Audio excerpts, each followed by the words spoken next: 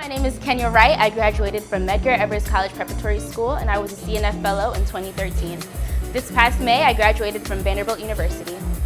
Hi, my name is Kennedy Alexis, CNF Fellow of 2012, Medgar Evers College Preparatory School, graduate as well, and I am a student at Brooklyn College. Today's panelists include Ms. Kourtney Gibson, President of Loop Capital Markets, the largest Black-owned investment banking firm in the nation. Today's panel also includes Donahue Peebles III, who is the second in command of the largest Black real estate company in the nation. Hi, my name is Donahue Peebles. I'm a development executive at the Peebles Corporation. We're the largest Black-owned real estate company in the United States, and I think it's important to talk about real estate, African-American businesses, and collective economics, in order to solve for the wealth gap and to make sure that the next generation has a fair shake. All right, good evening everyone. Hello, this is Bill Clare. New York Life is here. This is a great opportunity to be here to sponsor the event, first time for us, and we're so excited to be here to contribute. On behalf of the National Black Campaign New York Metro Chapter, my name is Norville Barrington. Javern Anderson.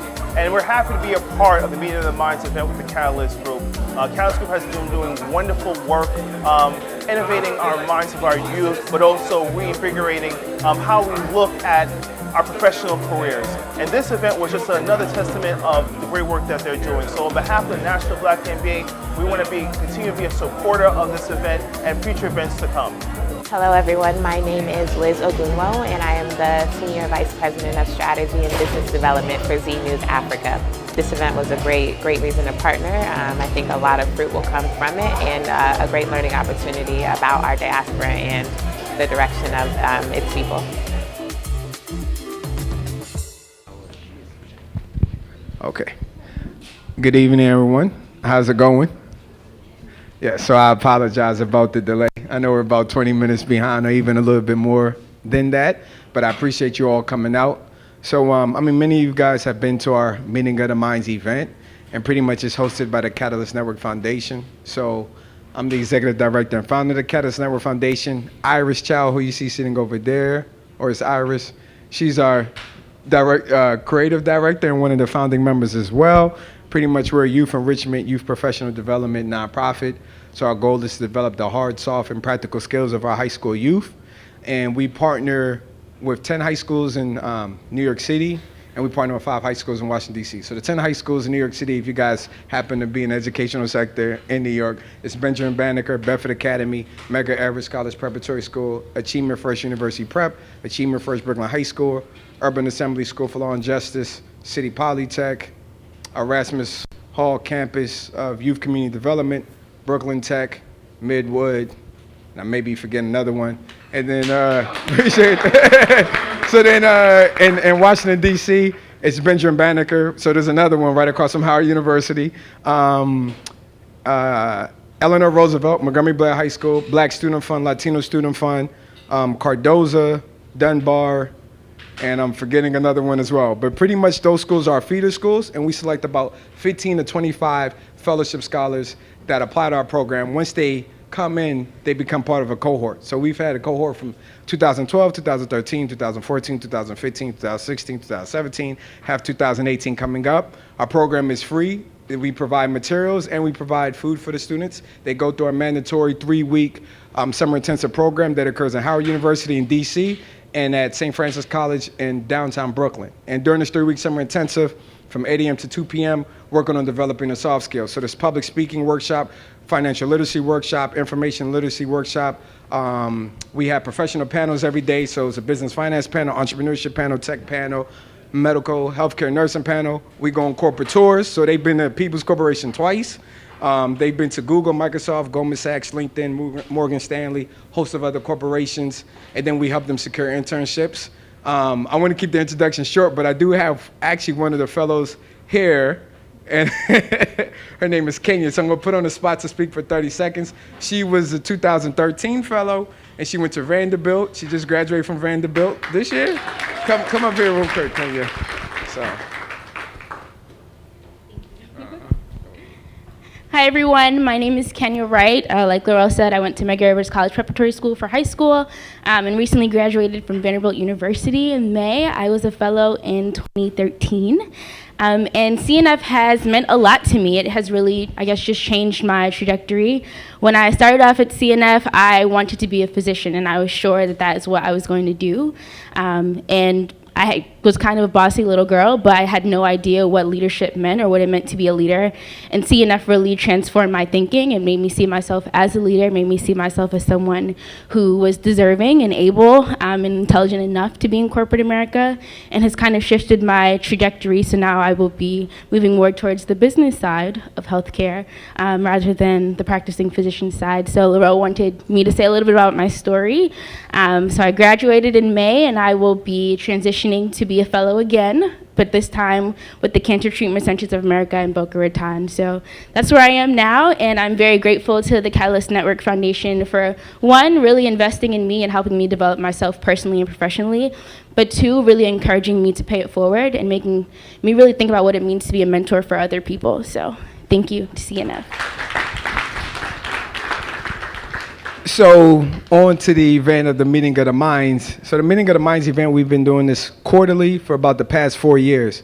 And the goal is to highlight topics that we deem concerning in our community that may not receive mainstream attention. And when I primarily mean community, I primarily mean the Black and brown community. So we've done everything from school to prison pipeline, NYC gentrification, Washington, D.C. gentrification, lack of blacks in tech, politics as usual as it pertains to blacks, and a host of others. This topic here is a position of power, and it's really talking about black corporations, not particularly just mom and pop shops, but black large enterprises that are in sectors that are very competitive and where a lot of black or Latin-owned businesses are not in there. And it's talking about kind of how these individuals who are executives at these corporations go through navigating that environment, and then how they kind of just look at collective economics, whether it's black and Latinos, just as far as us just, getting capital together to try to do things on a large scale, how they kind of even view entrepreneurship, and how do they view being champions in that space, and kind of taking on the manner of being black executives in that space, and not the burden, but I guess how they champion that. I would like to highlight our partner organizations. So I'm gonna have some of the representatives say a few words on the partner organizations. We have Julie Walker, so she's the president of the New York Association of Black Journalists. Hi, everybody. As Laurel said, I'm the president of the New York Association of Black Journalists. I'm also a correspondent at the Associated Press, and we're very honored to be a partner. So Laurel and Catalyst Network, thank you very much. NYABJ, we are the black faces and brown faces you see on TV. We're the reporters out in the field. We are the people you hear on the radio and those that write the stories. So we're having an event here on July 17th, which is open to everyone. I hope that you'll be able to join us. Our website, our Facebook, our Twitter, it's all NYABJ. So please check us out, see if you like us, and feel welcome to come on July 17th. I also, besides thanking Laurel, I wanted to thank Jesse Whitehead, who is a member, and he volunteered to be at the door. Many of you, some of you may have met him on your way in, so thank you, Jesse. And again, thank you, Laurel, and I hope you can join us on July 17th, right back here. I'd like to bring up Norvell Barrington, who's one of the leadership members for the New York Black MBA Association. Thank you very much. Good afternoon. Good evening, everyone. This is a wonderful event, a time to celebrate Black excellence, both, upcoming and what we have on the stage. My name is Norvell Barrington, and on behalf of the National Black MBA New York chapter, I want to thank you for being part of this event. It's very important to invest into the minds of our future generation, but also cultivate the generation that's up front right now. So one of our strategic pillars is transforming this generation's wealth. So as we look to leverage our opportunities within corporate America, we also want to leverage opportunities for entrepreneurship growth.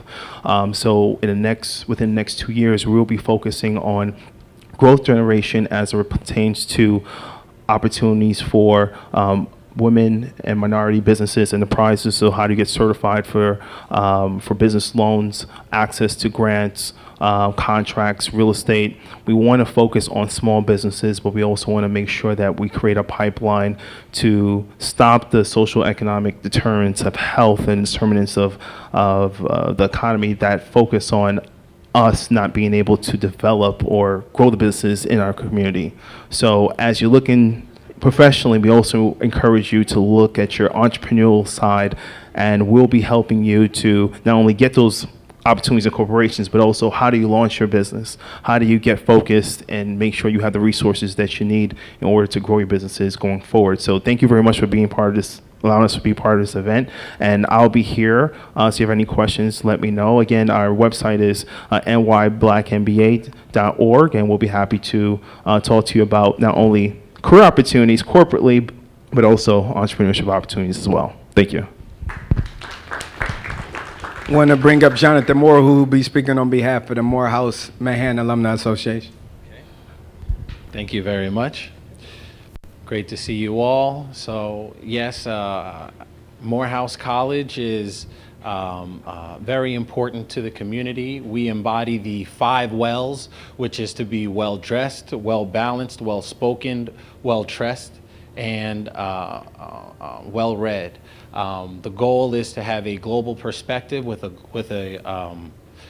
a social conscience, and I think that that's why we are here, to have a social conscience and to really push the meter in expanding our horizons, and certainly doing better with doing as best as we can with our community.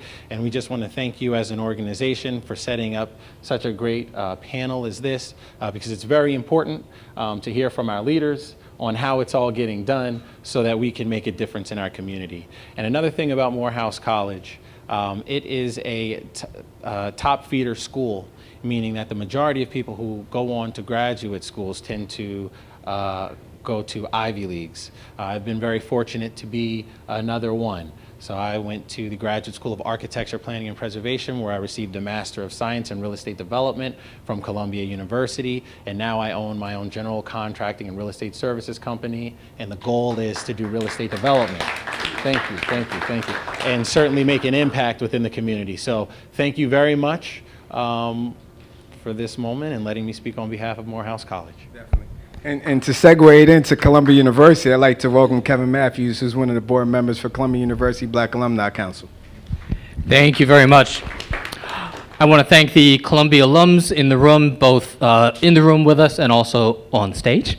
So we've been doing this with Catalyst Network Foundation for a couple of years now, and I just want to thank CNF and Laurel for the job that he's done to bring us together. It's actually a very important thing, and to actually bring folks together from across the institutions and across our professions, it's actually quite unique. So again, thank you very much, and y'all have a good evening. Thank you. So our sponsors who were here briefly, they had to leave, Bill, Ivy, and their other colleague on behalf of New York Life. So they sponsored this event and help it get together. I do want to highlight the other partner organizations where the representatives are not here at the moment. So Howard University, Howard University New York Alumni Chapter. I see some Howard alum looking at me.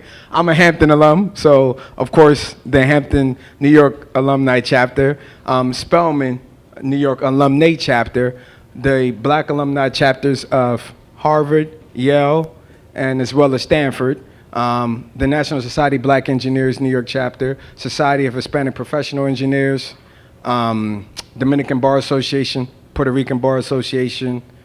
It's always terrible when I forget some other organizations, but I apologize. But we're going to get this show on the road, and I'll let the panel moderator, Bert Jarvis. Sorry, go ahead, bro. All right, thank you. Another round of applause for Laurel, please. Thank you to everyone who came out today. Thank you to our panelists. Thank you to the venue. This is a good-looking crowd. Give yourselves another round of applause. Before we kick off the panel, a couple quick logistics. Restrooms are located here. The password is for the Wi-Fi is password lowercase. Just want to make sure everyone has that. I'm kidding. That's a joke. But I love that you're going to be participating in social media. So very excited to be here tonight, because this is about positions of power, And on stage, we have represented the largest minority-owned financial services firm. On stage, we have represented the largest black-owned real estate company in America. So I want to make sure that we're listening with our eyes, ears, and our hearts for information that we can use in our everyday lives. So in order to kick it off, I'm going to have our panelists kick it off, say a little bit about yourself, tell us a little bit about your bio, and then we'll go into some structured questions that I have, and then I will open it up to you for your lovely questions. All right? So we'll start with Kourtney Gibson. Well, first of all, thank you so much for having me, and most importantly, for the incredible work that Mr. Mann, he's going in his wallet. I'll take some money. What you doing back there? But thank you for all the incredible work that you're spearheading in our community. We all should be grateful. So thank you so much. As Bert mentioned, I am Kourtney Gibson. I'm president of Loop Capital Markets, which is the largest minority-owned investment bank in the country and one of the largest privately held investment banking firms in the country. We started back in 1997 with about 6 folks. We're a little over 200 people now with 22 offices across the United States. So what do? We underwrite for very, very large public entities. So when you think about municipal finance or the City of New York needing money or DASNY needing money, we assist with the underwriting of those transactions and helping to find investors to lend on the municipal side of the house. We also do corporate investment banking. So when you hear about share buybacks, M&A transactions, underwriting, IPOs, follow-on offerings, et cetera, we do those. And then we also, in the secondary trade, stocks and bonds. So if any of you have interest in finance, Laurel, we are going to talk, because having those interns and those fellows, I mean, if they're all like her, I need them. If they're all like her, I need them. So we have a very, very robust internship program for primarily college students and grad students, but we have about 30 students this summer with an absolute bias towards minority and women candidates in order to assist in diversifying financial services. Tough act to follow. Doubt it. No, Laurel, thank you so much for the opportunity, and thanks everyone for coming out. My name is Donahue Peebles, and I'm a development executive at the Peebles Corporation. We're a national real estate company based out of New York City with offices in DC and Miami. And we focus primarily on public-private partnerships. And so what that means is that we often buy land from municipalities and repurpose them to private uses. We have projects as far north as Boston, as far south as South Florida, and as far west as Los Angeles. But what we spent a particular amount of time focusing on this most recent market cycle is affordable housing. And in doing that, it subscribes to our corporate ethos. Something that we've done historically and something that we'll continue to do is right in line with the topics of these panels, and that's to involve minority and women-owned businesses in every aspect of the development process. And in fact, company-wide, across all projects and across all markets and across all asset types, we ensure that 35%, that means 35 cents on every dollar we spend, go to minority and women-owned businesses. And it's something that's a product of where we started from in Ward 8 in Washington, D.C., and it's a hope as to where we're going. And so we'll no longer be the largest black-owned real estate company in the country, but rather one of a large body. And it's something that we aspire to, and hopefully we can talk a little bit more about on the panel. So one of the things I'm fascinated by is this idea of mindset, particularly in the black and brown communities. When you think about mindset and long-term wealth, what do you think are the most important mindsets for our community to have? Go ahead, it's up to you. Well, first of all, I think you have to believe in yourself. And it really actually starts there. Because if you don't believe, who's going to believe in you? And so that mindset is very, very key and very critical to start doing whatever it is that you're going to do. And so whether it's real estate, whether it's banking, whether it's healthcare, you name it, starting with yourself and believing in you is key and critical to success. And then after that, it's preparation. It's preparation, preparation, and preparation, and continuous learning at whatever it is that you want to build, whatever skill or craft you want to hone. It's making sure that you're striving to be the best you can possibly be. Absolutely, and once again, very, very well said. You know, oh my You gosh. have great things to say. We No, I talk hope all the so. network. I You hope do. so. Thank you so much, man. This is great, man. I got to keep her around. You know, and all of that is very, very true. But I think the capacity by which one goes after risk is also important, right? With nothing ventured, nothing gained. And oftentimes, opportunities, they don't seem just like sure things. They don't seem like the next logical step. But it's something that you have to look beyond your circumstance in order to aspire to. And I think far too often, the biggest enemy in achieving something and going after something that you believe in is you, right? We always have these conversations with ourselves. Right? We always tell ourselves that, you know, perhaps we're just not good enough or we're just not smart enough. But in my mind, you know, God didn't put us here if He didn't put us in a position to capitalize on our dreams and to believe in all of our opportunities. And I think we forget that. Or we allow the people around us or ourselves to talk us out of it. And so, you know, my father, you know, coming out of D.C. with very, very little, speaks oftentimes about overcoming the adversity within himself. And he always quotes this old African proverb that if there's no enemy within, then the enemy outside can do us no harm. Right? And that's what I think we have to reiterate and continue to say to ourselves. Because without the willingness to accept challenges, we'll never overcome them. So building on top of that, I mean, obviously it starts with the self and that kind of that mindset of being self-driven, but what are the real gaps or the real challenges from a systemic point of view that you think are preventing more African-American owned investment funds from thriving? What gaps do you think we need to close so we can start to see more African-American or Latino investment funds, more, you know, Black-owned real estate companies? What gaps on a system-wide level do you think we need to close? Sure, yeah, absolutely.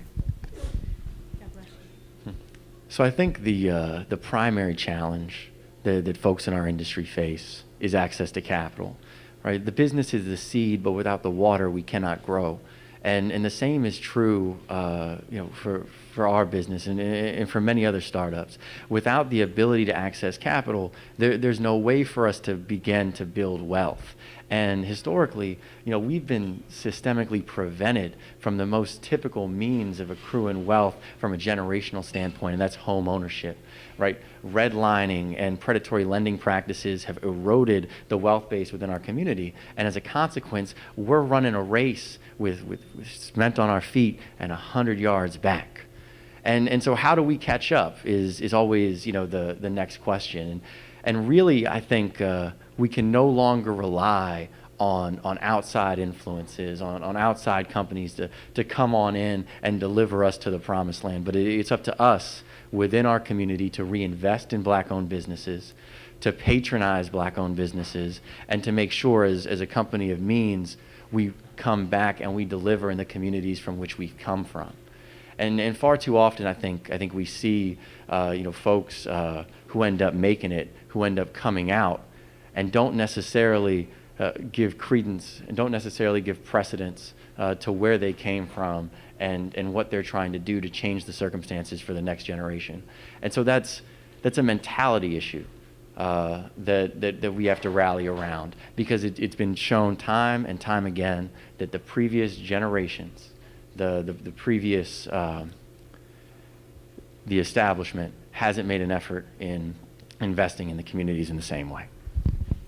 So I want to build on that, and Kourtney, I want you to touch on this. What are some ways that, let's say I'm a young professional here, and I know how much rent costs in New York City, right?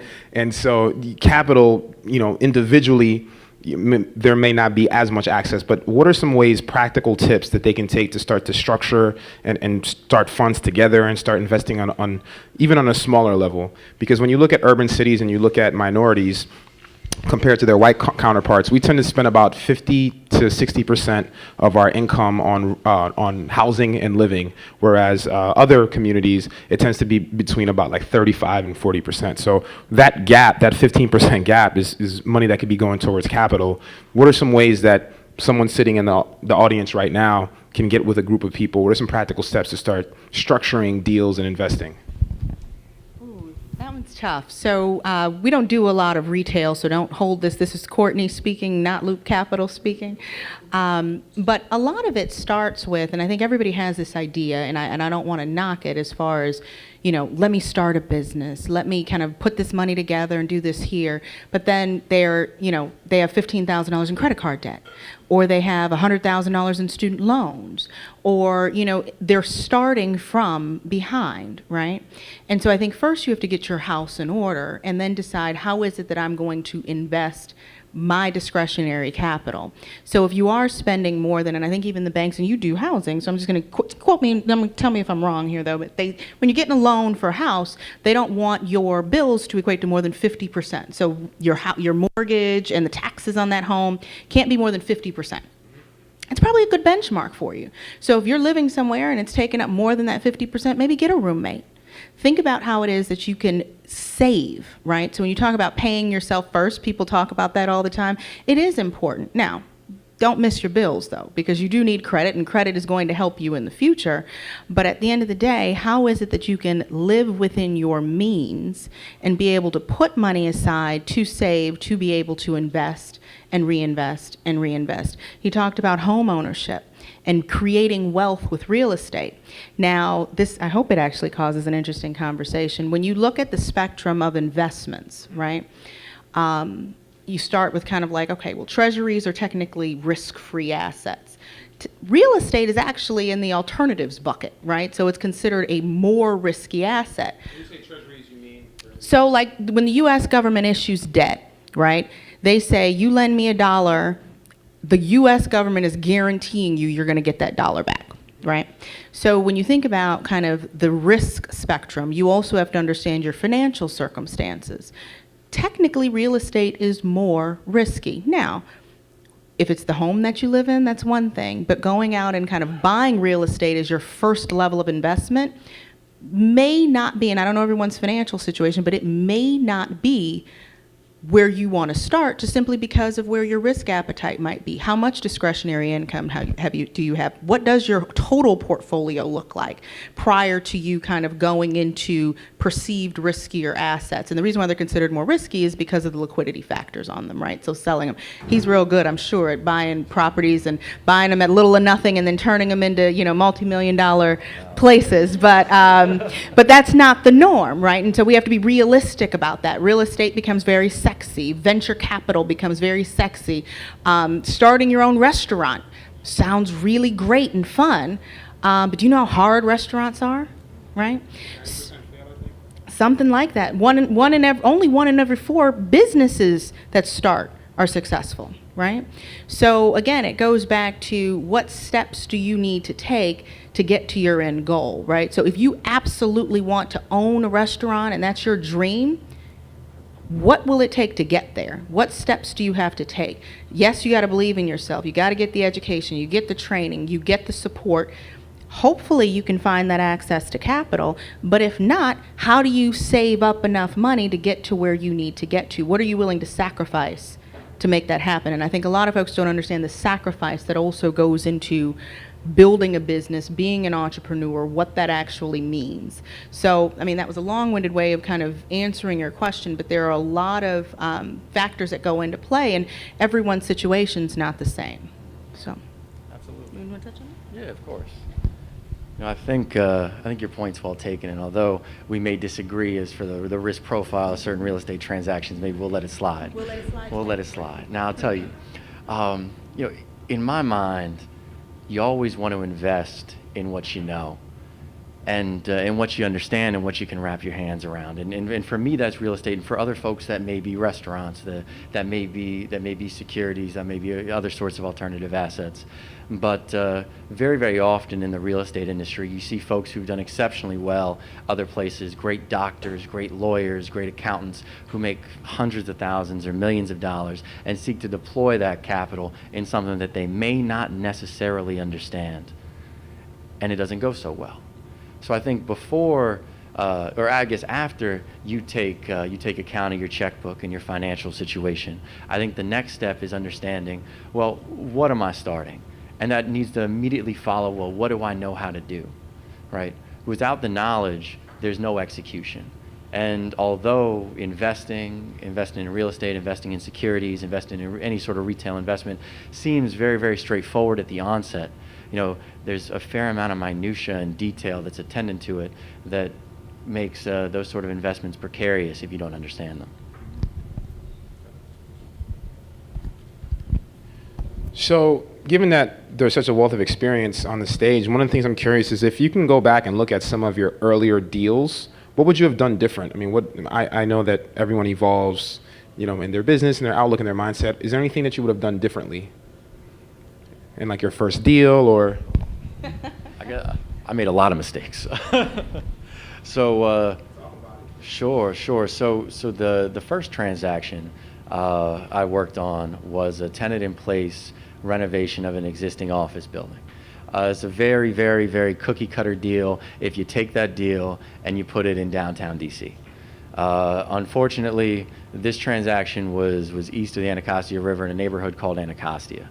And as a challenge, something that was very, very straightforward became incredibly difficult to finance.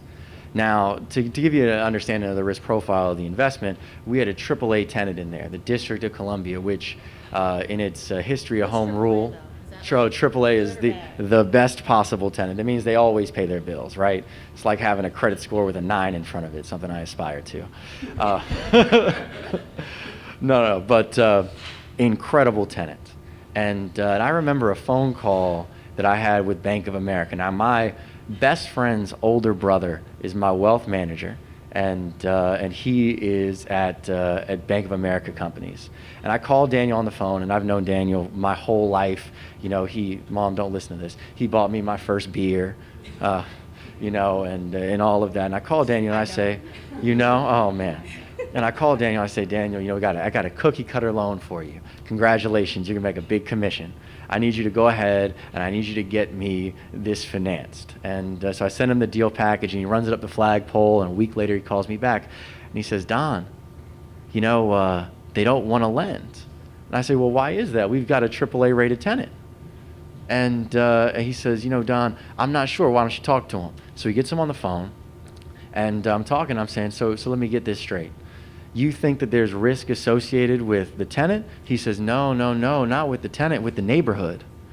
Right, and at that point, we were far enough along in the transaction that the lack of financing put us in a very, very challenging position. We ended up having to go to a local bank that understood that community and that understood that where it was lending didn't necessarily make sense, from 30,000 feet, but it made sense from the street level.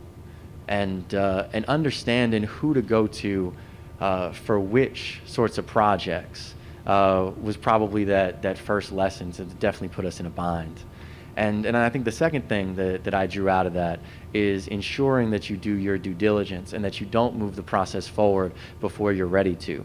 Because, had we not been able to find that alternative lender, we would have been put in a position where the project would be set to fail. And that would have been entirely my doing for having moved forward assuming that Bank of America would have come through with a loan.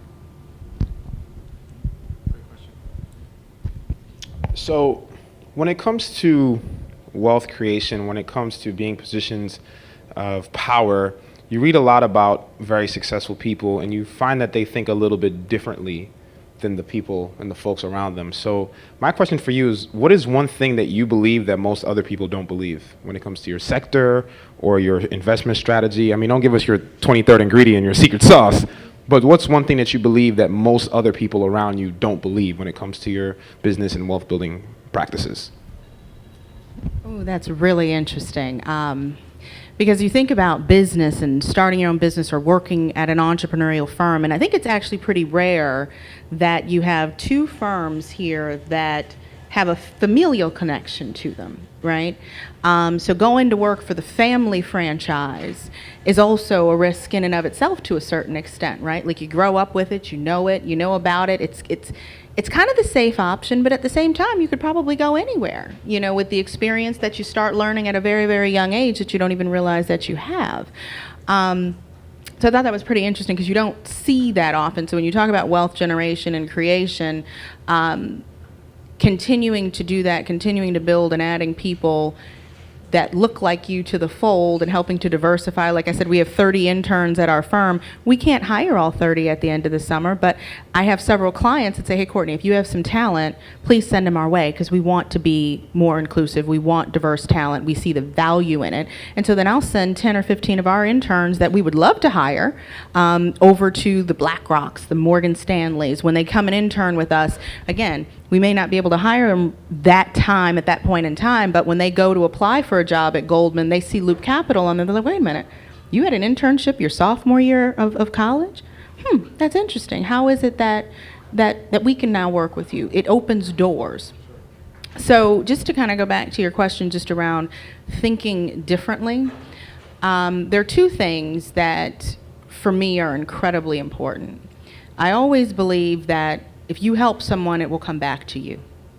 If you just help one person, just one, not saying you just help one, but if each of us in this room just helped one person with something that we know that they don't, imagine the ripple effect.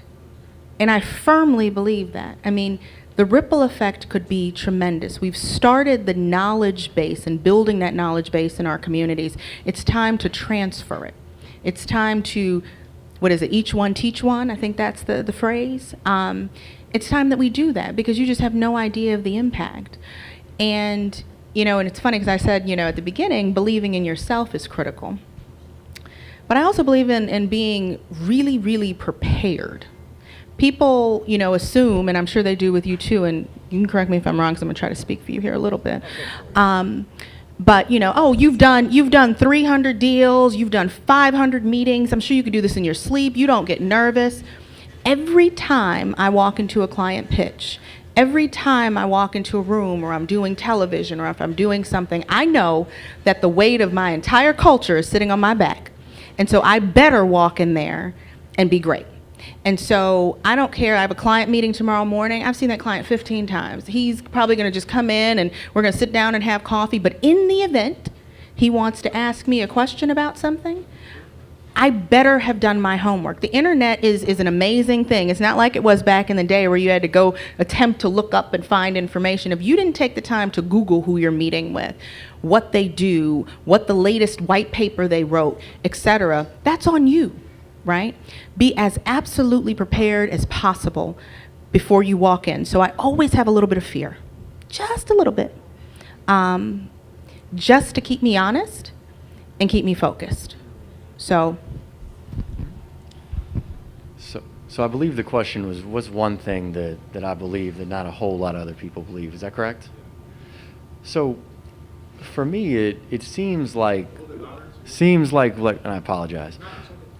Like we have this paradigm that we work in where it's a trade-off between doing well and doing good, right? You talk about in all the firms, it's the buzzword now, impact investing, right? It's where you take a little bit of the return you would have gotten and instead you invest it in someone that makes solar panels.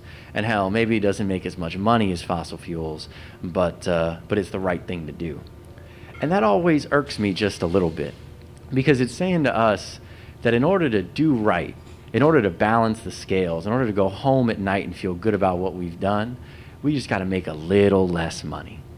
And I don't think that's true. In fact, I think by doing good, you can do better.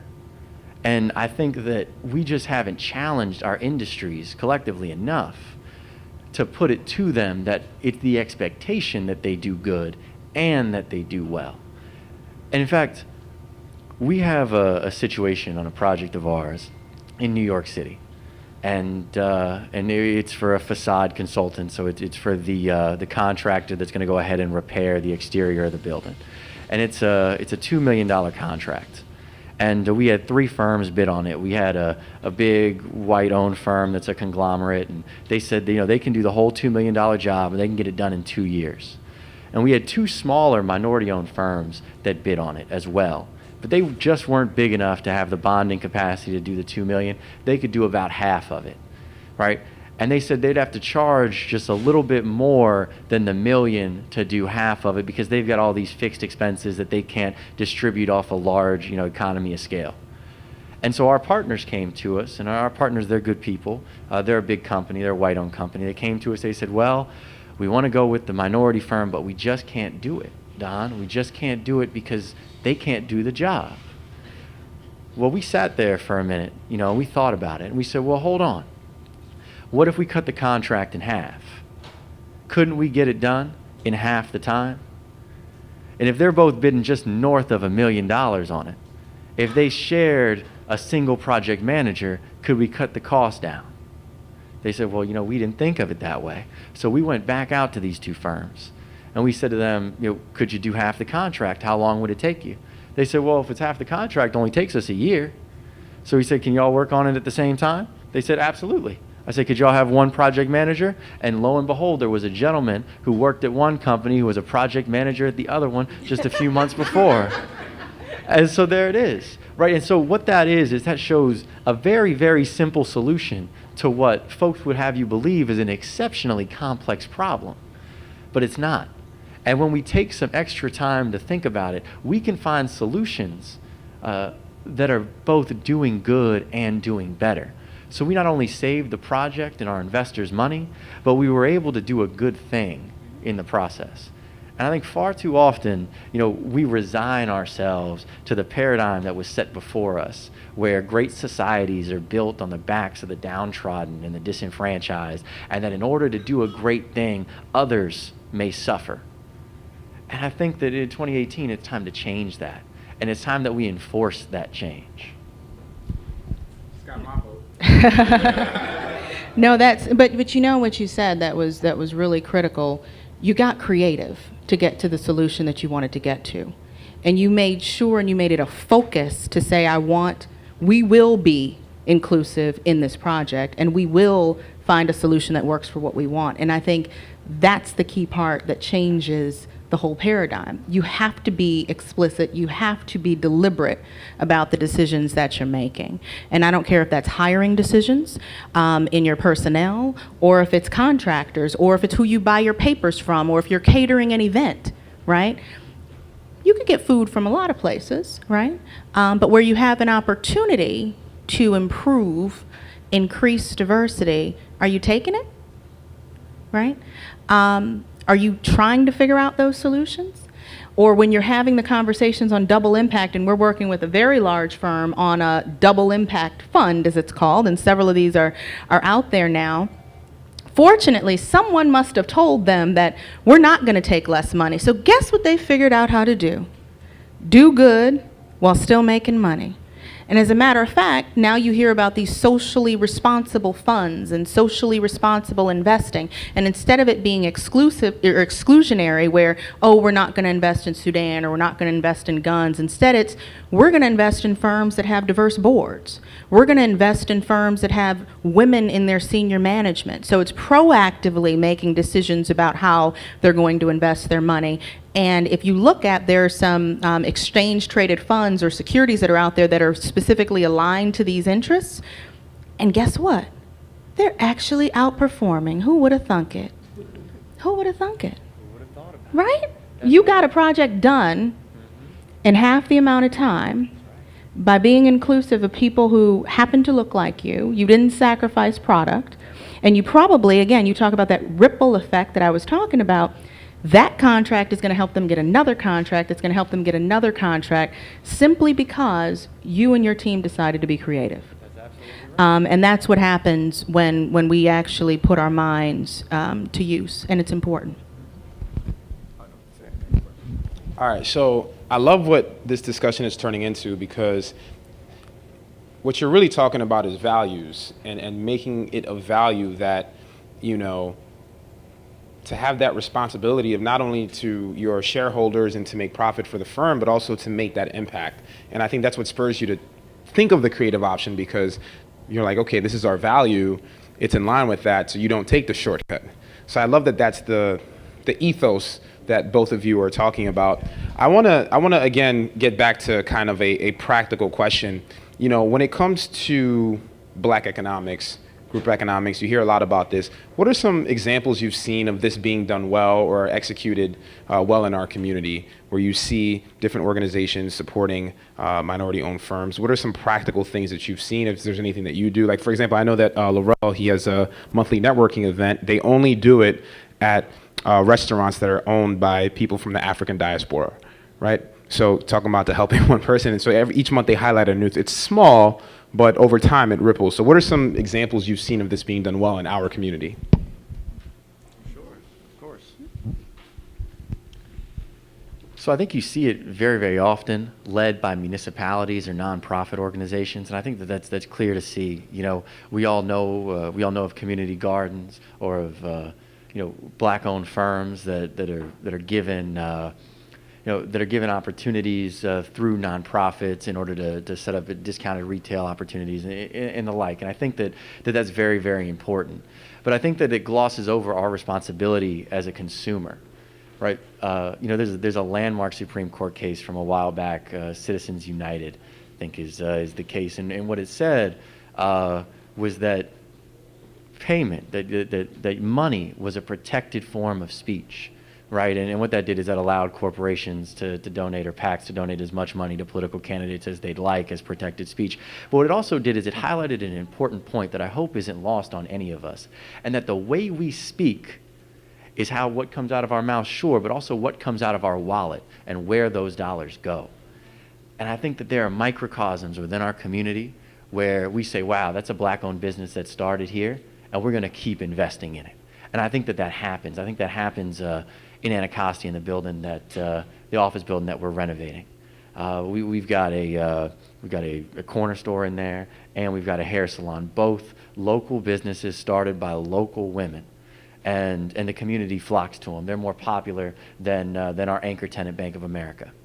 And I think that's a great example. Oh yeah, look, it's something that it's something that the community and that we really rally around, right? And it's one of the few locally owned retail shops east of the Anacostia River. And I think that those microcosms, that's always the exception and not the rule, right? And when we talk about these social impact funds, we highlight them because they're social impact funds, because the rule is that most funds are agnostic as the consequences of their dollars are concerned. All they care about is what's coming back and not what they're paying forward. And we can't act as consumers like those funds. We have to act like us, right? And that means that we're responsible, for supporting one another, supporting the places that we're from and where we live and what we do. And the only thing I would add to that is, if you're in the room and you are in a position of power, and that doesn't mean you're on the board of Starbucks or Microsoft or whatever. You could be in a room sitting on a non-for-profit board or on a scholarship panel, or just in a position where you can help and be meaningful. Are you asking the question, right? So if you're in a position to hire someone, right? If you're in a position to give a scholarship away, if you're in a position to, go out to eat, right? Are you asking the question of whether or not there is an option for you to support someone of color? So when you talk about kind of what you do on kind of a grassroots basis as a consumer, that's one thing. When you're sitting in the room and someone is actually listening to your voice, are you using it? And I think that's very, very, very important, and sometimes we forget that. I don't. I promise I don't, you guys. But sometimes it's forgotten because you're, on a Chicago Teachers Pension Board, right? And you're getting ready to make investments into real estate funds. And you notice Blackstone comes up, and you notice KKR is in the room. Did anybody ask about Peebles? Did anybody ask about, are there any minority or women-owned firms that we could invest in? You don't even have to know who they are. All you have to say is, are there any black or brown people? Period. So when you ask who's doing it right, those are the people, in my opinion, that are doing it right. And, you look at like municipalities like a New York City that says, we're not going to have transactions that don't have people of color on them. But where did that start? Unfortunately, and I do say unfortunately, it had to come from political figures, right? Someone had to say, These are the dollars of the citizens of New York City, which happen to be a city with diverse people. How is it that we're spending billions and billions of dollars and no people that look like the constituency that's here are managing this money? Again, ask the question. Those are the people that are making the decisions, and those are the people that will change the systematic challenges that are going on in our country right now. That's fantastic. You answered that question. My next question, which was going to be how, individual professionals who maybe work at a majority white firm could advocate to do business with companies like you. And I agree. It's very important to ask that question, to kind of go beyond that comfort zone. And what's interesting about that is you see the examples of what happens when people don't ask the questions, right? Like the whole famous Dove campaign. If you guys saw that on Twitter, where the girl, washes, she's dirty, then she washes and she becomes a white woman. So as she gets cleaner, she gets whiter. And, no one asked the question, because if someone asked the question, someone would have been like, nah. But what I want to do now is I'm going to open it up to the audience. We're going to take a couple questions. I want to, get us back on track in terms of time. So if you do have a question, you can line up right here. And I'm going to just say this, the only expectation I have for questions is that it is a question. A lot of times people have a lot of things on their chest, and this is, I got to make a strongly worded comment. So if you have a comment, you're welcome to do it after the panel, but I want to first take the questions first. Yes. I think it's a fantastic discussion. What are some of the obstacles you have in terms of bringing in talent? And when you talk about talent, where is the focus in your talent in terms of either undergrad or graduate degree students? But what is your strategy in terms of garnishing talent and progress them in terms of inclusion? So for us, we hire undergrads for our analyst program, and we also hire MBAs out of business school. And it's interesting because I was talking to one of our clients who works at a very very large institution, and they're like, we just can't find any minorities to hire. They just, we don't. I said, well, where are you going? They talked about the schools they were recruiting from. And I'm like, yeah, but that brother that's at Harvard has 15 different offers. And not to say he won't be great at your firm, but that person at Morehouse might be great too. If you're really looking for talent and talent of color, why don't you go where the talent is? And there's talent everywhere. So, being open about where we recruit is something that we absolutely do. And there was a gentleman in the room who mentioned he went to our website and he said, yeah, I looked, down and everybody was minority or women, and there were a couple of white guys at the bottom, and they were connected. And I was like, wow, he actually paid attention. But we're deliberate and we're intentional. And even those two white guys understand that if you're hiring, is there a person of color that can get this job done? We were hiring an MBA to do algorithms, right? To write algorithms. You might have heard about that, like in all the finance stuff. And I said, well, just so you're clear, and this was a guy, he'd only been there about 60 days, British guy, and I said, just so you're clear, I would love to see a black person get this opportunity. Oh, absolutely.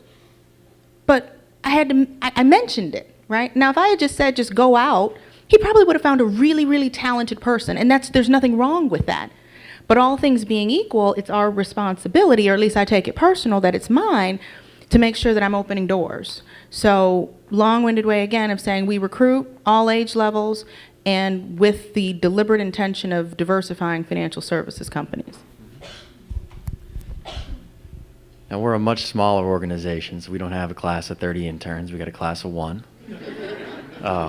But real estate, he's getting a lot. He's probably still there now. But real estate, unlike investment banking, we're real close to the dirt.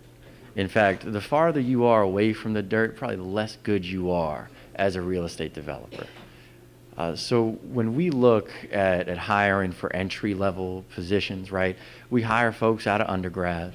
We don't do complex algorithms. If you got a 6th grade education, you can underwrite a real estate transaction. If you can add, oh, no. Give me a 4th grade teacher. You can add, subtract, multiply, and divide just okay. You should be fine, right? So what it is for us is it's a character thing. Because so much of what we do is solving problems. So every 2 weeks, and I explain this to folks, every 2 weeks there's a problem that imperils the deal. And if you don't have the wherewithal and the character and the integrity to go about solving that problem, then you're not made out for it, unfortunately. But the truth is, the truth is that our interviewing process, really doesn't quite exist. In fact, we I mean that sincerely. So we go through our relationships within the communities that we work in, and people come to us highly recommended. And so the intern that we've got now, a gentleman named Winzel Steele, he's formerly a Morehouse. He's actually at Georgetown Law now. Realized he didn't want to be a lawyer, and he didn't really like the student debt either. So he decided that he wanted to go into real estate. And I met him through a professor there who focuses on affordable housing finance, who I'd worked with a little bit, and is also on their reparations board. And so we speak a lot about that as well. So he said, this gentleman Winzel, I think is a perfect fit for your company. Why don't you bring him on? But we only make hiring decisions with people that we know and people who come from the communities that we do business in, because the farther away you are from that dirt, the less help you are to us.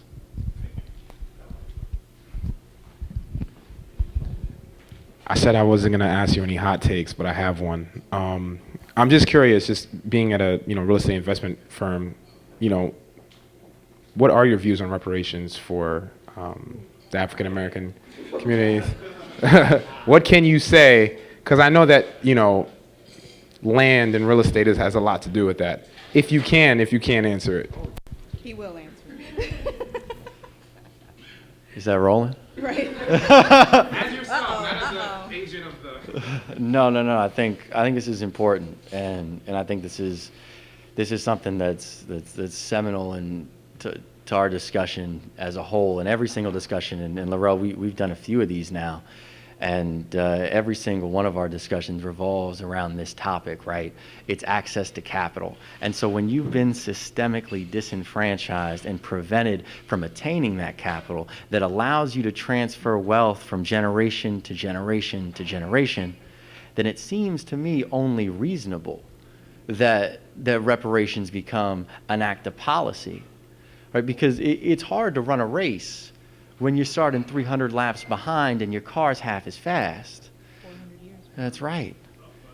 And so, to me, it seems almost antithetical to American values not to aspire to equality of opportunity. And more to the point, we've forced war reparations to other countries, right? We've consistently supported reparations post-World War II, right? Both to Israel and allied powers. We supported war reparations post-World War I to France. We've continued to support reparations abroad, but when it comes to issues domestically, we have a hard time looking in the mirror. We don't. Mm-hmm. And what's fascinating to me is that our intellectuals and our legislators and our folks in the public sphere, with the exception of Ta-Nehisi Coates and a few congressperson people, they refuse to have the dialogue. It's like the conversation itself is so frightening and so destabilizing that it's best just to leave well enough alone and not go forward. It's frustrating to me when, we talked about this, I guess, earlier, when people don't throw down the gauntlet and pick up the challenge and say, yes, it's a difficult conversation, but oftentimes it's the most difficult conversations that we have that are the most necessary and the most impactful. And without those difficult conversations, none of us would be where we are today. It's the hardest things that are the most meaningful. So thanks for asking me that question. Nobody ever asked me that question. Let me just, when you talked about, and reparations is a big one though, right? And it is a very, very big one, and it's a long conversation. And it's almost like we're going backwards, right? I don't know how many of you are just looking at and things that are happening. So when you talk about doing 35% of your contracts at a minimum, I know you know that's not a ceiling, that's a minimum, I'm sure that you guys do.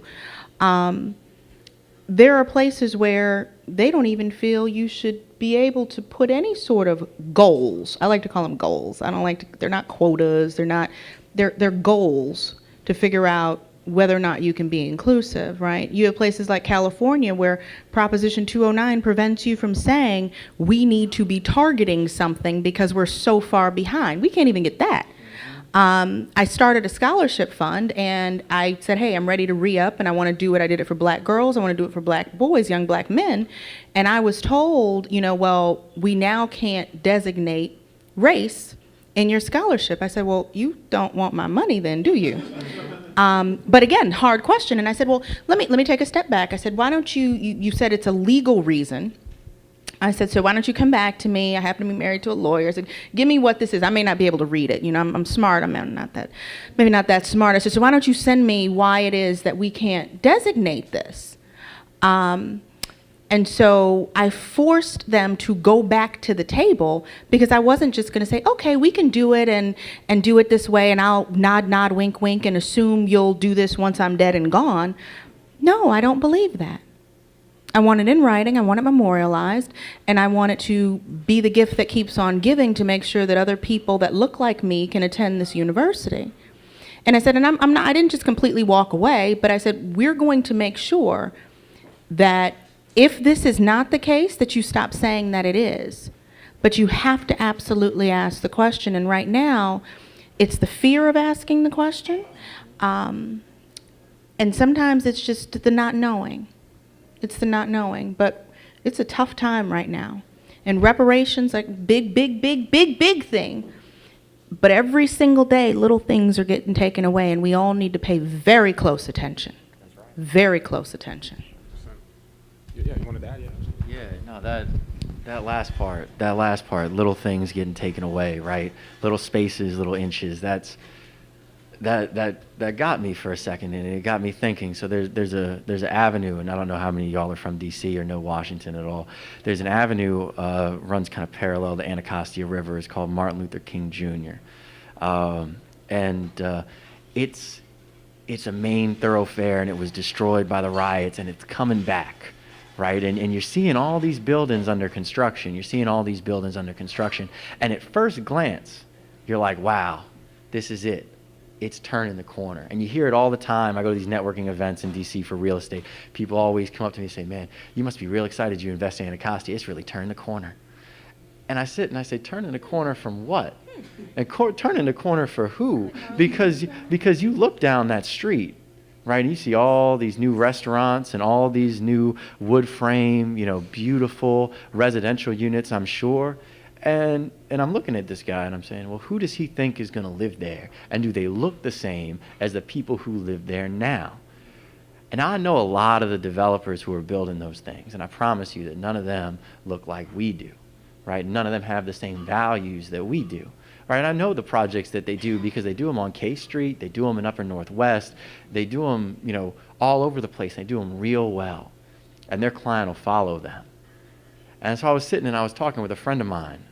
He's a city council member in Ward 8, which is where that thoroughfare is, which is where Anacostia is. And he said, Don, they taken it over block by block, inch by inch. And it's the little things, right? And if we don't fight for the little things and pay attention, the next thing we know, we won't have anything left. And I sat there, and it took me a second, and I said, Trayon, what you mean we won't have anything left? And he said, it won't be us anymore. The people who've been here through the riots, through the hard times, through the crack epidemic, through all of it, they're going to be in Prince George's County. They won't be Washingtonians anymore. And it's true. They've already started.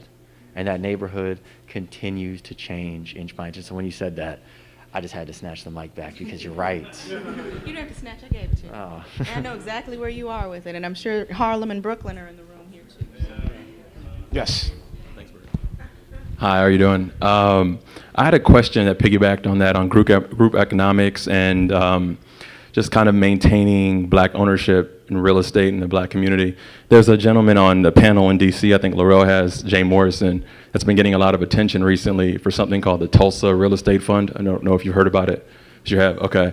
I just found out it from social media a couple weeks ago, but that's primarily where it got a lot of attention. But he essentially started a REIT that allows people to invest, African Americans, and he opened it up to everyone, but primarily African Americans, to invest as little as $500 in a REIT that eventually, yeah, a real estate investment trust. And it's essentially just like a company where you can buy shares into it, where they kind of will buy real estate and on behalf of it, and you'll get returns just like you would like a normal company. But it's filed with the SEC. Anyway, it raised like $10 million in like a week from people who had probably never invested before in their life, like barbers, people like commenting. I'm looking at these comments. A lot of like celebrities like Nipsey Hussle and some other people invested too, but yeah, exactly. It was really inspirational for me. I didn't invest, but I kind of just wanted to watch it. Initially, I don't know a lot about the gentleman, that's partly why, but I thought it was really inspirational. People were like talking about tearing up, about their first chance to get real estate and things like that and be a part of this. The primary focus is to buy real estate in the black community and kind of try to keep it black, essentially, right? Buy back the block. But I wanted to get your opinion on that, like as far as my first mindset was this is great, and then my second mindset was like, oh, if this doesn't work, right, then all these people are never doing this again. This is like $500 from people who are probably given $500 that's their last $500. So I wanted to ask your opinion on things like that, the ability to recreate stuff like that, and then the threats that are associated with it. Thank you. Yeah, thank you. Oh yeah, we gotta talk about it. It's cool. So it's great that you mentioned that. So this is it actually up on my phone here. Tulsa Real Estate Fund. One thing, so Jay Morrison for our DC event, which his father's actually speaking on the panel during introductions, Jay Morrison is actually flying it to say a few words during the introduction, so he'll be there. He must be there. Yeah. Perfect. So I actually, I know Jay and his partner Tosin well, and they were texting me about this a couple hours ago. So I made a small investment, and it's something that I think is very, very impactful, so I'm a little biased.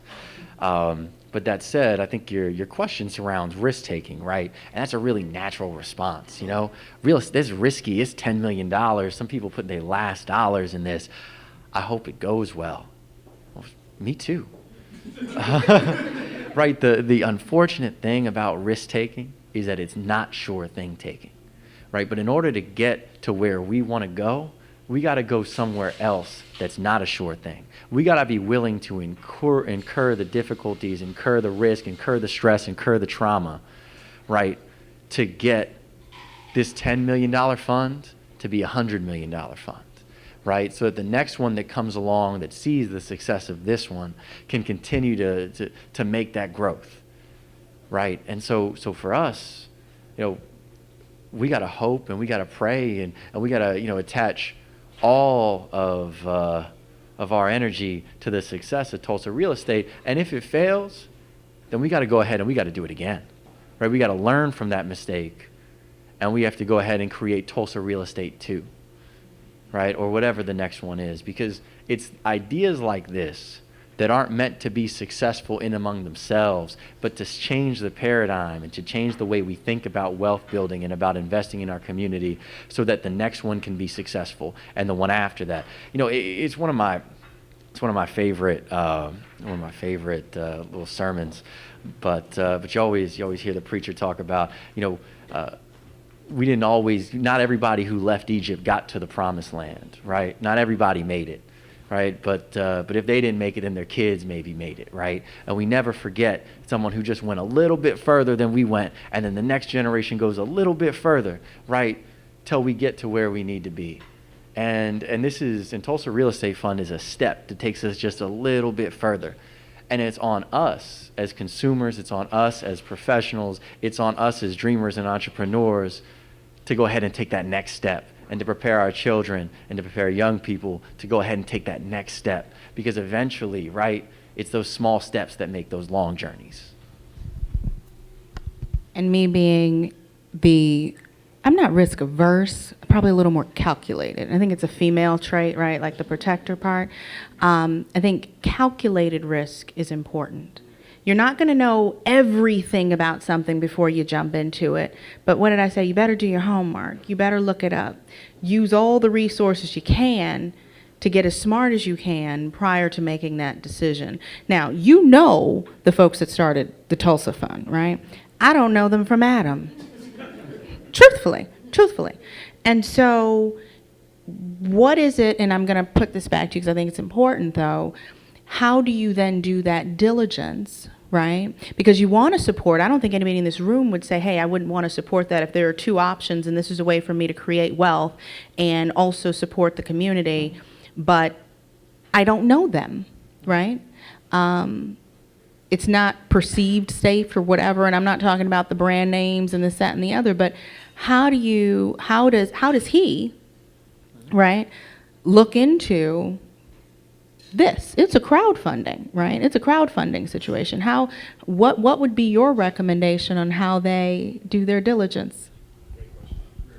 That's a great question, and I'm going to preface it by saying, so I didn't necessarily underwrite their deals. And look, I'm even nervous about your phone. Put your phone up here, because if it falls and breaks, I know you can get another one. Yeah, it should be fine. It should be fine. People don't need to reach me all the time. But I'll tell you, so in the interest of full transparency, I believed in the vision, and I sent them a nominal sum of money because I believed in the vision, not necessarily because I underwrote the transactions. But if one were to do that and one were to make an argument as to why it makes sense, I think this is probably one of the more impactful ones, and that's buildings and real estate assets in neighborhoods that are historically black or are black currently are systemically undervalued relative to their market counterparts. So there's a metric in real estate, and it's called a cap rate. It stands for market capitalization rate.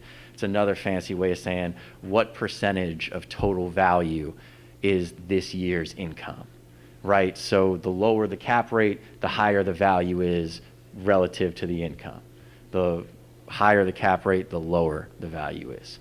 So real estate assets in historically black communities, despite having identical incomes to their counterparts in white communities, seemingly have a lower value, right? Because they have a higher quote unquote cap rate.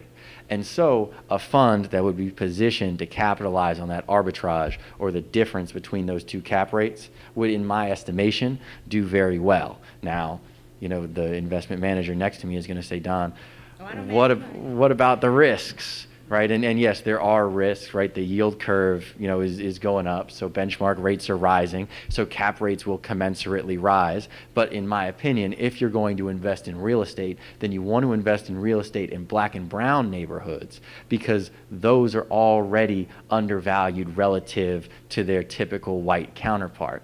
And I say that to say, we're not the only people that know that. The white firms know that too. And that's why when you drive up and down Martin Luther King Jr. Avenue and you ask who owns this and who owns that, I promise you that they don't look like the folks in this room, because they don't. So if you're looking to invest in Tulsa Real Estate Fund, I would suggest doing a much more extensive underwriting than my little 15-second pitch. But in my opinion, I think it's got a great idea and really great fundamentals, and I'm sure that if I dug into it further, that Jay and Tosin have done a really good job. Fantastic. Do we have any more questions from the crowd? Yes. So thank you both for sharing your thoughts and experience about what you both do.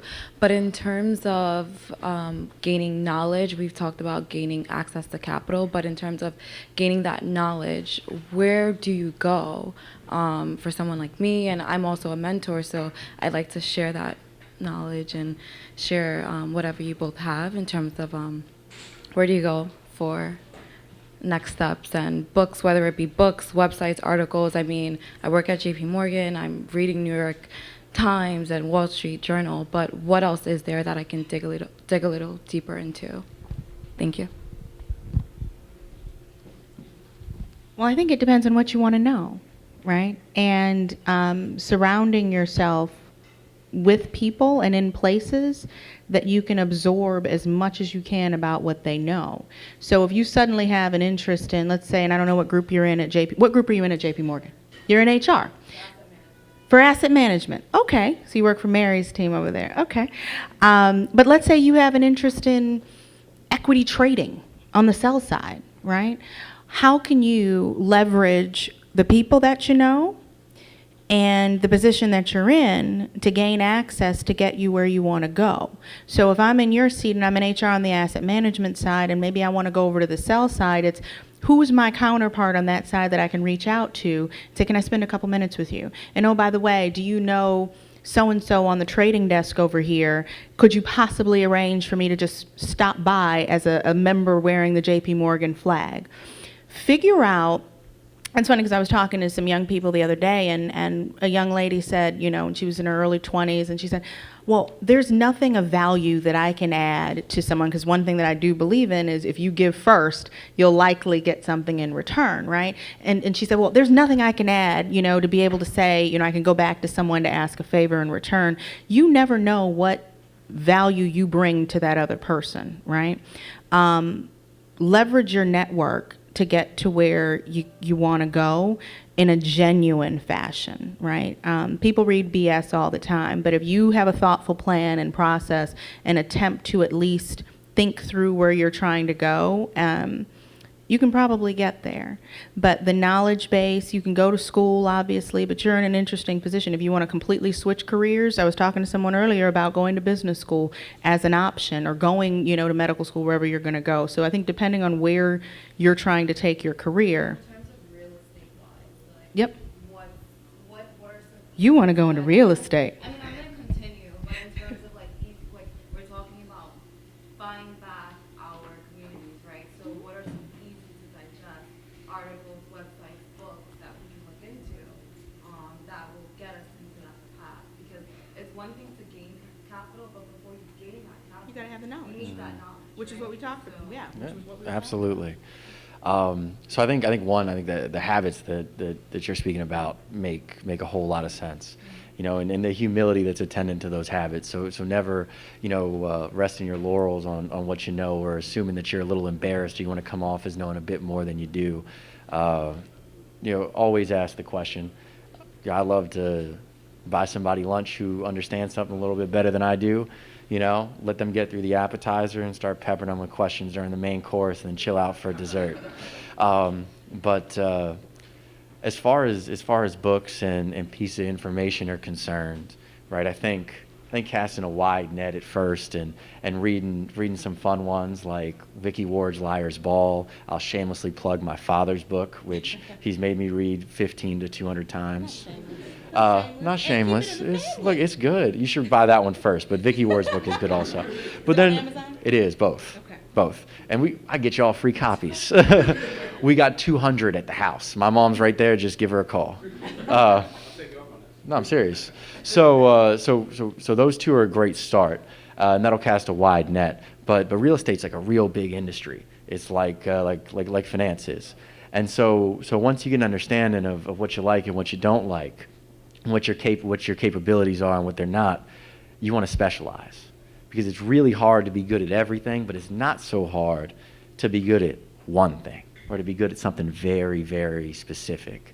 And then once you identify what that is, identify who's doing it, and advice is always the best thing to ask for, because it's the only good I can think of that people would rather give than receive. And so when you come with humility and with earnestness, people always talk to you, you know, because they always want to show you just how much they know. So in my mind, I hope that's a good help. And what I've got is a really long reading list that I can send that should give you kind of a good indication as to what you're interested in and what you're not. And I'm sorry, I have to tack on, just to pull us back together in the two things that we both said. You are in an incredible seat and in an incredible position at one of the largest real estate investment firms, period. So it's up to you to take advantage of that seat in which you're sitting and go in there and I don't want to say make them tell you something, right? You're right there. You are right there, right? So take advantage of that seat. That's all I had to say about that. That was fantastic. Do we have any additional questions? No? Yeah, and then I have an announcement, but go ahead. So this is kind of like a practical question, and it's like, as Bert mentioned before, so for professionals that work at institutions that are just large, whether they're black or white owned, how do we kind of use our leverage, like he said before, to really help either allocate capital or business to companies such as Loop Capital, such as People's Corporation? Because what you harped on a little bit earlier, about 30 minutes ago, which was very powerful, when you guys hire contracts, whether it's $2 million, $1 million, and they're minority owned, especially either black or brown, those individuals are usually kind of millionaires and have, abilities, and they may have 10 to 20 staff members that are black. So that's very powerful when you guys hire them as contractors. So with that, with the dollar circulating while we're at these different companies, I feel like us kind of leveraging it to whether it's, we work at a private equity shop or whether we work at, whatever it may be where we can throw business or throw, investment dollars your way, then at the end of the day, you guys are hiring black contractors. I feel that's powerful. But what are practical ways that we can really move that forward? I know that you said having that voice and actually saying something, and I know that's important, but if there's any other things that we can do that we haven't thought about. And then also when you guys and I know that you guys mainly deal with public financing, but if there's any deals where you've kind of assisted kind of either, black mayors that may be at different cities with municipality deals, or just black-owned institutions that needed some, equity or debt financing, if there's any scenario you can discuss in regards to that, if there's those situations or not. Yeah, we got a two-parter. Who wants to dance with the questions? So do you mean like where we've worked with mayors that are black, or? Yeah, and I guess because I'm assuming the different municipalities and the larger cities tend to have black mayors on many occasions. I may be wrong, but and then I guess that was one question: is there any benefit of being a black-owned investment bank when dealing with them to get some of their deals? And then two, just when we work at different corporations, so if somebody does work at KKR or Carlyle Group or maybe an investment manager, how do we really enforce to say, look, People's Corporation has this deal in LA, or the McFarland Partners, or they got this deal in Miami, so how do we allocate towards them? Because at the end of the day, they are looking for these contractors, these minority-owned contractors that are black. It goes a long way. When It does. $2 million and $3 million. It's the ripple effect. It's the ripple effect. So, Yeah. So I'll answer the first part really short. So where you have politicians that care, and the only reason they care is when they know that you care as voters. If they're issuing debt or involved in transactions, making sure that they are inclusive in the process. And there are places, yes, where it helps you to be a minority or women-owned firm, but you know what it does? It helps you get in the door, right? But, if it was Kourtney Inc. and I'm working out of my basement, that's very different. But truthfully, they'll put us in the same bucket sometimes, right? And so it becomes this double-edged sword, and sometimes we're our own worst enemy. And so, at the end of the day, you have to have people in positions that say, we want to be inclusive for qualified firms that can do the job. And that was something that he talked about with the construction piece. So I think making sure that your politicians care, and that they're giving meaningful, they wouldn't just kind of throw in another firm in there. So why would they just throw us all in as if it's, we can all split 1%. No, right? That doesn't create that ripple effect and generational. You'll have, no offense, JP Morgan, you'll have JP Morgan on the lead getting 80% of the economics and then by itself, and then you'll have 15 minority-owned firms splitting 10%. Okay? So we're all splitting. No, how is it that you give meaningful opportunities? And so I think that's very key. And there are absolutely some mayors, some politicians that make sure that happens, city council members that absolutely do that. Sure. I think it comes down to two things: advocacy and accountability. And I think we talked about both during the panel. I think the advocacy part starts in the room of those investment banks and those private equity firms and those fund managers. When we're in the room, it's our responsibility to advocate for those firms, right? When it's a toss-up between the black facade contractor and the white facade contractor, we're in there advocating with our partners on which one we want to go to. And we're out there posing to them solutions to the problems that they think arise by going the way that makes them feel just a little uncomfortable, right? And without that advocacy, those deals don't get done.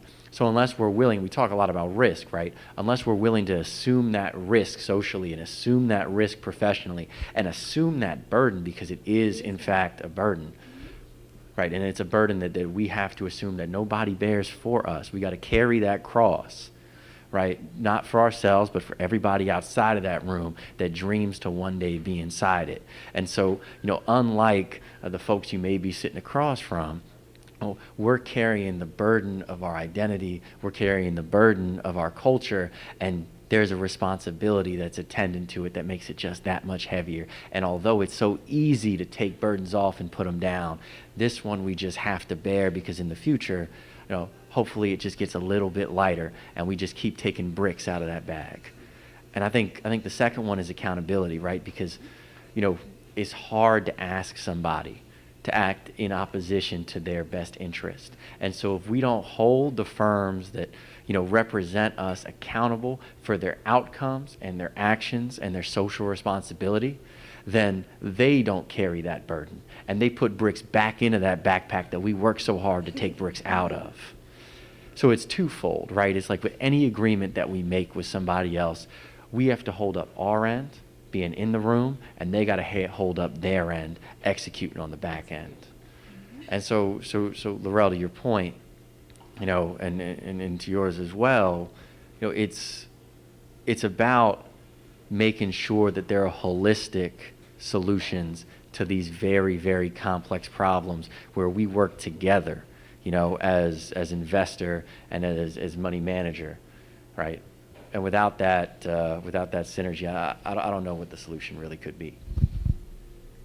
So in other words, yes, there are ways for people who are at KKR and Carlisle to make sure that they're advocating, or as I simply put it, asking the question. Yes, we have a question back here. Thank you. All right, so this is a very intimate setting. So let's say if you are an entrepreneur, and so you're already at the table, right? So let's say my company, we're licensed, insured, and bonded, right? And we're at the point where we are doing jobs, but we'd like to do higher scaled jobs. What types of things have you set into place or thought about in terms of having a responsibility to help the smaller minority to get to your level that they wouldn't normally be able to reach without an organization like yourselves? For example, as we know, the commercial real estate industry only has 1% of minorities, of African Americans who are in managerial positions. That's less than 1,000 within the country, which is sad, of course. But in order to become a company like yourself, obviously you need a lot of help. For example, when I look at a lot of other companies that have essentially had a staple in real estate, they may mentor, let's say, a smaller company so that they can be able to tackle larger projects together. But that's lifting one up, right? Which in that position, they may not necessarily be the best benefit to you while you're helping, but after you're able to allow them to have a bigger platform, you can take on larger projects together, like bonding capacity or whatever. So just wondering, what do you have in place for companies, entrepreneurs that are standing right there at that step and are ready to actually take an even larger leap, but know that they need help from people like yourselves.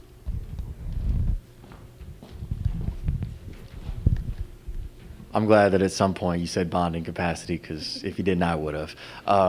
And I guess for those of you all who aren't in commercial real estate, a general contractor's bonding capacity essentially dictates the size job that he or she or the company can do.